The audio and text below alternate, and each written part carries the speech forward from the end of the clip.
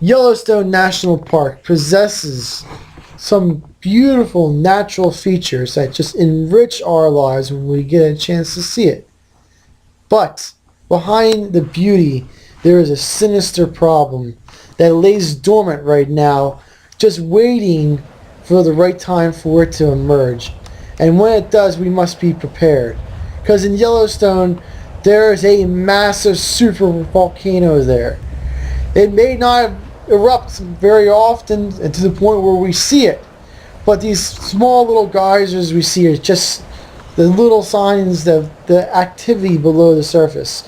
Although it happens often, these little geysers that come up with steam, they show a hidden problem of this massive supervolcano. But when the supervolcano does erupt, it will be disastrous for us. There is a map here that we have. It shows how much area would be affected by this supervolcano if it does explode. And it will knock out huge parts of our agricultural system in the United States, especially the breadbasket of the United States. So when there's a supermassive volcano erupts, we must be prepared. And we must prepare ourselves by planting plants that can survive in the future after it explodes. And that will provide us with food.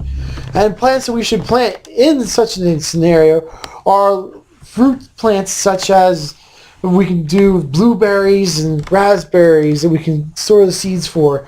We can do small gardens like tomatoes and string beans that we can grow ourselves. And maybe we can save some of the seeds of apple trees, and after many, many years we can start to grow apples. But the idea is that we must prepare ourselves, because if that volcano erupts, we need to have a plan to defend and to make our own food for ourselves.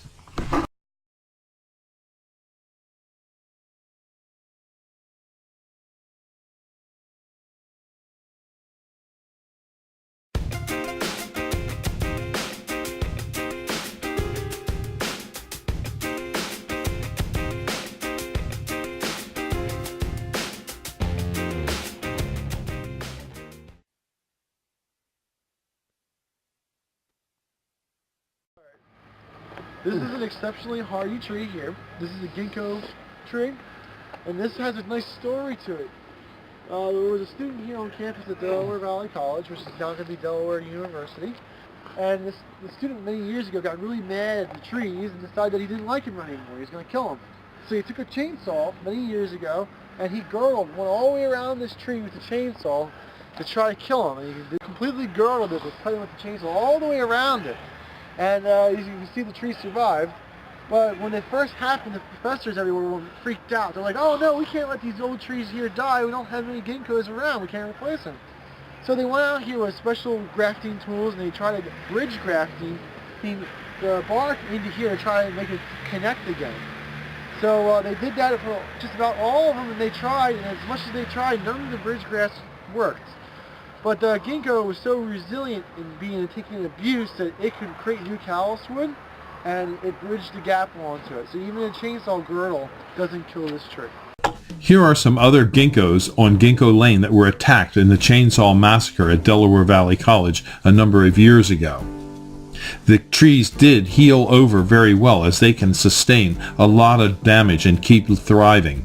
This one was actually chainsawed around twice and still survived.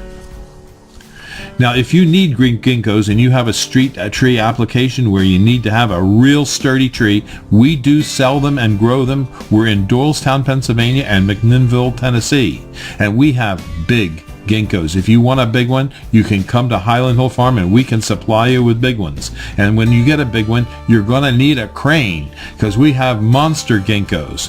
But we also have some ginkgos that are approximately 2 inches in caliper. This is Mike with our ginkgos at Highland Hill Farm in Fountainville, PA. This is our 2-inch caliper ginkgo.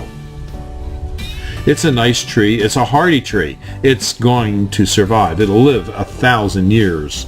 You'll never see the end of the ginkgo once you plant it. This video is brought to you by Highland Hill Farm. We grow and sell screening and buffering trees for privacy and sound barriers.